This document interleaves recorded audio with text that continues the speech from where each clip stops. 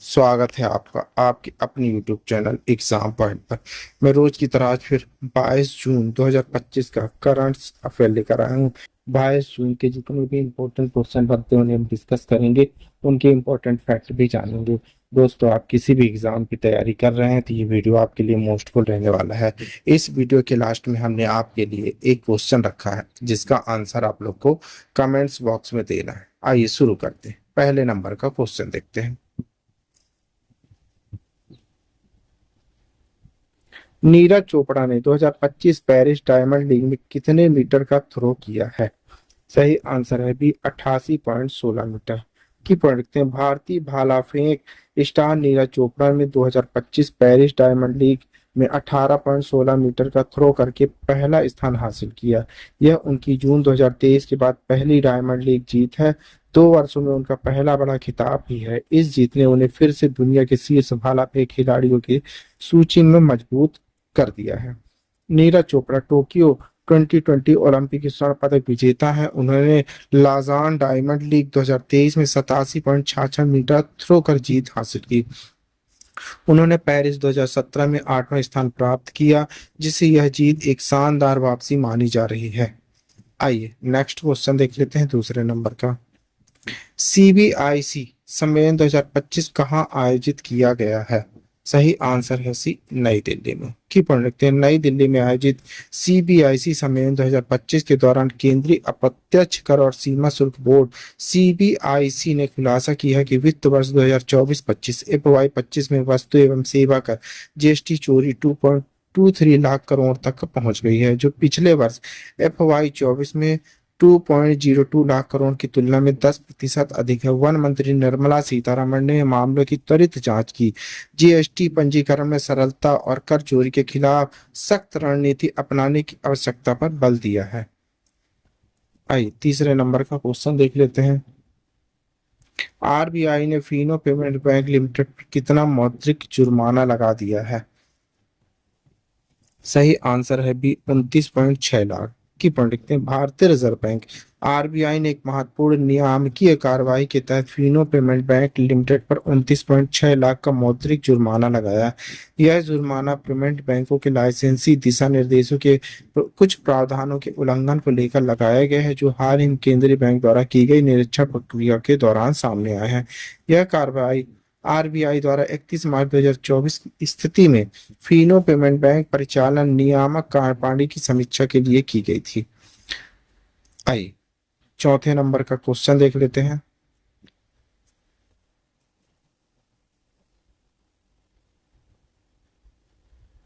वित्त वर्ष 2024-25 की चौथी तिमाही जनवरी मार्च में एचपीआई में सालाना वृद्धि दर कितनी रही है? सही आंसर है सी 3.1% की पॉइंट लिखते। भारतीय रिजर्व बैंक आरबीआई ने बताया कि वित्त वर्ष 2024-25 की चौथी तिमाही जनवरी मार्च में अखिल भारतीय आवास मूल्यांकन सूचकांक एचपीआई में साल दर साल आधार पर 3.01 की वृद्धि दर्ज की गई। यह वृद्धि दर पिछली तिमाही के समान है, हालांकि यह पिछले वर्ष की समान तिमाही में 4.1% वृद्धि की तुलना में थोड़ा कम है। आरबीआई द्वारा जारी की गई त्रैमासिक रिपोर्ट शहरी आवास बाजार की दिशा को समझने के लिए नीति निर्माताओं, बैंक, हाउसिंग फाइनेंस कंपनियों और रियल एस्टेट डेवलपमेंट के लिए एक महत्वपूर्ण बेंचमार्क है। आइए आगे बढ़ते हैं। 5वें नंबर का क्वेश्चन देखते हैं। आरबीआई द्वारा स्मॉल फाइनेंस बैंक एसएफपीएस के लिए संशोधित पीएसएलआई मानदंड किस वित्त वर्ष प्रभावी होंगे? सही आंसर है सी वित्त वर्ष 2025-26 की पढ़ते। भारतीय रिजर्व बैंक आरबीआई ने वित्त वर्ष 2025-26 से प्रभावी होने वाला स्मॉल फाइनेंस बैंक एसएफबीएस के लिए प्राथमिकता क्षेत्र पीएसएल मापदंडों में एक महत्वपूर्ण संशोधन की घोषणा की। इस बदलाव का उद्देश्य ऋण दक्षता बढ़ाना, लक्षित ऋणों को प्रोत्साहित करना और वित्तीय समावेशन के बदलते परिदृश्य के अनुरूप एसएफबीएस की भूमिका को मजबूत करना है। वर्तमान दिशा निर्देश 27 नवंबर 2024 को जारी और 5 दिसंबर 2019 को अद्यतन प्रत्येक एसएफबी को समायोजित शुद्ध बैंक एएनबीसी का 75% क्षेत्र में देना अनिवार्य है। आइए 6वें नंबर का क्वेश्चन देख लेते हैं। विश्व पैरा एथलेटिक्स चैंपियनशिप के लोगो और शुभंकर का अनावरण किया गया है। आधिकारिक शुभंकर का नाम क्या है?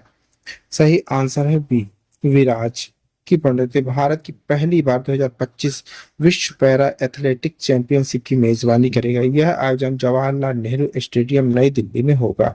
यह टूर्नामेंट का 12वां संस्करण है। भारत इस आयोजन की मेजबानी करने वाला चौथा एशियाई है। आइए आगे बढ़ते हैं, 7वें नंबर का क्वेश्चन देखते हैं। नई दिल्ली में सीबीआईसी सम्मेलन में आईसीईटीएबी लॉन्च किया गया। आईसीईटीएबी क्या है?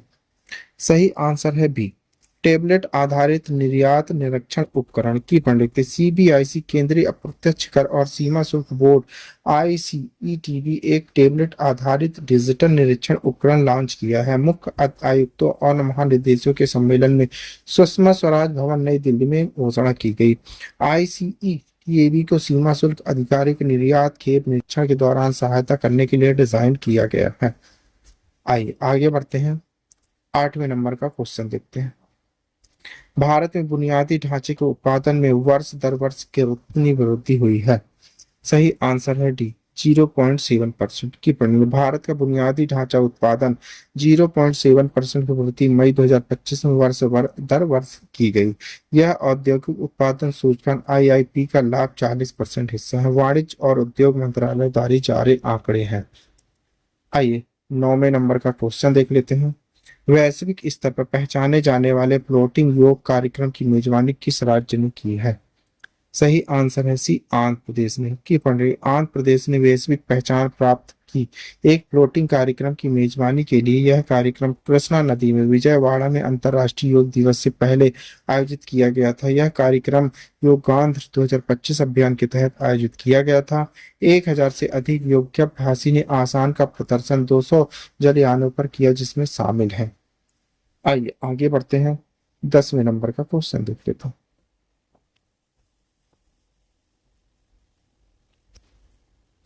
केंद्रीय मंत्री ने उत्तर प्रदेश के संरक्षण की पहल शुरू की है में घड़ियालों के। आइए, कतनिया घाट। केंद्रीय पर्यावरण मंत्री भूपेश यादव ने घड़ियाल प्रजाति संस्करण कार्यक्रम शुरू किया। इस कार्यक्रम घड़ियाल के बच्चे गरुआ नदी में कार्तिनी घाट बहराइच उत्तर प्रदेश में छोड़े गए। मंत्री ने घड़ियाल प्रजनन केंद्र का भी निरीक्षण किया, जो ट्रांस गढ़वा में स्थित है। उन्होंने चल रहे संरक्षण कार्य की समीक्षा की, ताकि गंभीर रूप से लुप्तप्राय घड़ियाल प्रजाति की सुरक्षा और प्रजनन सुनिश्चित हो सके। आइए आगे बढ़ते हैं, 11वें नंबर का क्वेश्चन देखते हैं। राष्ट्रपति मुर्मू ने राष्ट्रपति तपोवन और निकेतन का उद्घाटन कहाँ किया है? सही आंसर है डी, देहरादून में। देहरादून कहाँ है? उत्तराखंड में। की पंडित राष्ट्रपति द्रौपदी मुर्मू 3 दिवसीय दौरे पर देहरादून आई। शिलान्यास किया गया राष्ट्रपति उद्यान राष्ट्रपति निकेतन में। स्थलों की जैव विविधता पर एक पुस्तक जारी की गई। उन्होंने डाक टिकट जारी किया। राजभवन नैनीताल की 125 वर्ष और एक काफी टेबल बुक को चिन्हित करते हुए। आइए 12वें नंबर का क्वेश्चन देखते हैं। 11वें अंतर्राष्ट्रीय योग दिवस IDY 2025 का विषय क्या है? सही आंसर है सी, एक पृथ्वी एक स्वास्थ्य के लिए योग। 11वां अंतर्राष्ट्रीय योग दिवस IDY 21 जून 2025 को मनाया गया। 2025 के लिए विषय एक पृथ्वी एक स्वास्थ्य के लिए योग। मान्यता प्राप्त संयुक्त राष्ट्र महासभा UNGA द्वारा संकल्प 69/131 के माध्यम से 11 दिसंबर 2014 को पहली बार विश्व स्तर पर मनाया गया। 21 जून 2015 को आयोजित आयुष मंत्रालय द्वारा राज्य सरकारें, राजदूतों और संयुक्त राष्ट्र निकायों के समर्थन से है। आइए आगे बढ़ते हैं, 13 नंबर क्वेश्चन देखते हैं।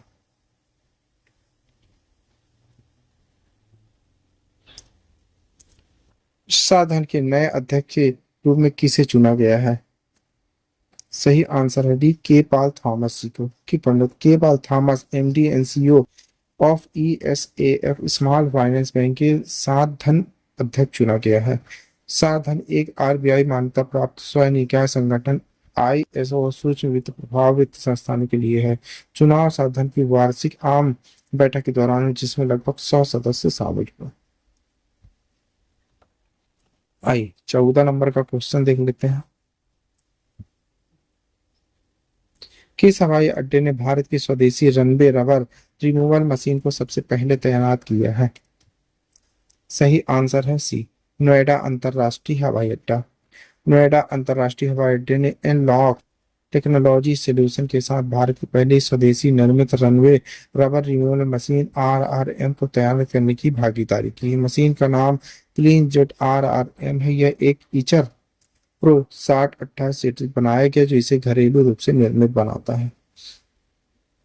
आइए 15 नंबर का क्वेश्चन देख लेते हैं। भारत द्वारा विकसित किए जा रहे Pinaka multi barrel rocket launcher system दीर्घ मर्गी लॉन्च रेंज संस्करण की अधिकतम मानक क्षमता क्या है? सही आंसर है डी, 300 किलोमीटर की। वंदे भारत अब अपनी तो खाना क्षमताओं को एक बार नए स्तर पर ले जाने की तैयारी है, क्योंकि जल्द ही Pinaka multi barrel rocket launcher system के नए दीर्घ मर्गी लॉन्च इंजन संस्करण शामिल किए जाएंगे जो 300 किलोमीटर तक लक्ष्य भेदने में सक्षम होंगे। रक्षा अनुसंधान विकास संगठन डीआरडीओ द्वारा विकसित यह प्रणाली सटीक हमलों, तेज तैनाती और अधिक मारक क्षमता को समर्थन देगी, जो भारत की आत्मनिर्भरता रक्षा नीति में एक बड़ा कदम मानी जा रही है। आइए आपके लिए क्वेश्चन है, इसी क्वेश्चन का आंसर आप लोग को कमेंट्स बॉक्स में देना है। क्वेश्चन देख लेते हैं। एशियाई स्केश चैंपियनशिप के सेमीफाइनल में वेलकम सिंथेन कुमार को किसने हराया? सौरभ घोषाल ने, मैक्स ली ने, एक्सेल लाओ तुजुक्वान ने, लियोजू चिन ने। दोस्तों इस क्वेश्चन का आंसर आप लोग को कमेंट्स बॉक्स में देना है। आंसर आप लोग कमेंट्स बॉक्स में जरूर दीजिएगा, भूलिएगा नहीं। आप पढ़ रहे हैं 22 जून 2025 का daily current affair.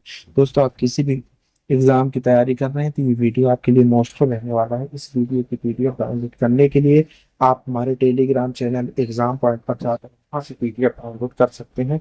Thank you for watching my video. इस वीडियो को ज़्यादा से ज़्यादा शेयर करें, लाइक करें, कमेंट करें। Thank you.